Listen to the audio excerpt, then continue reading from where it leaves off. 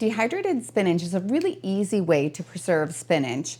Now, spinach is an interesting thing. It's very high in vitamin C, very high in vitamin A, also has iron in it, which is great. So I love to add it to my meals. I prefer to use the baby spinach because the baby spinach doesn't have quite as big of stems. You could go through and actually pluck off all of the stems if you wanted.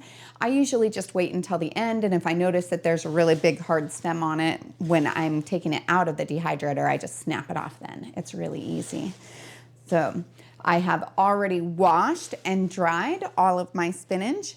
The ideal thing to do would be to wash it a couple hours before you're planning on dehydrating it, just to give it a chance to dry out in the air.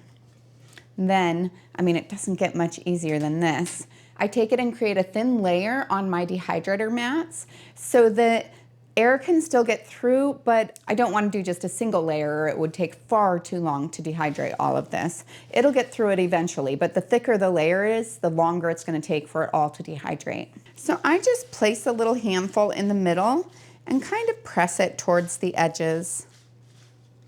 And that allows it just to be separated enough that it will dry out.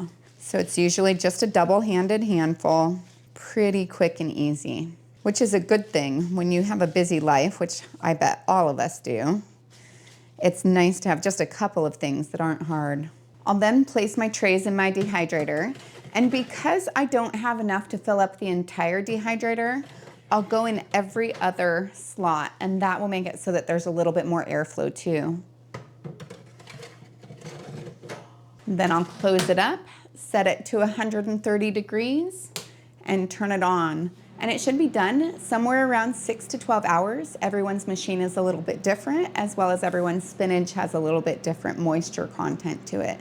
What you do is you just go and check, and as soon as it seems like it's fully dry, that there's no moisture left, then you know it's done. So my spinach is all dehydrated, nice and dry. So I'll drop it right into a bowl.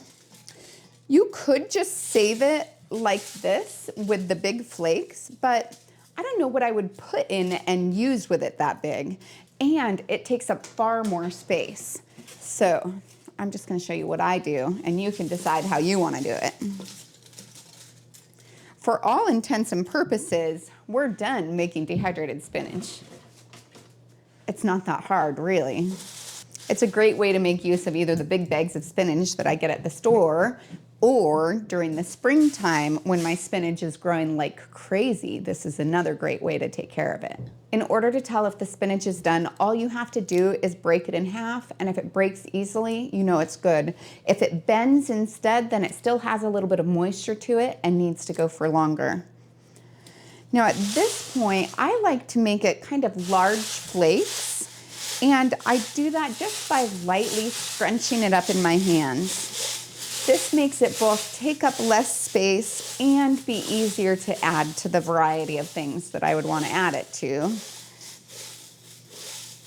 Now for me, that's going to generally be soups, are going to be my favorite, but also scrambled eggs, adding it to smoothies. So this is about the level that I like it at. You could make it smaller if you wanted. Some people will even blend it up and make it into a spinach powder, and then that's a really good one to add into the smoothies. But for me, this is what I like. And then I just use a jar funnel to empty it into a mason jar.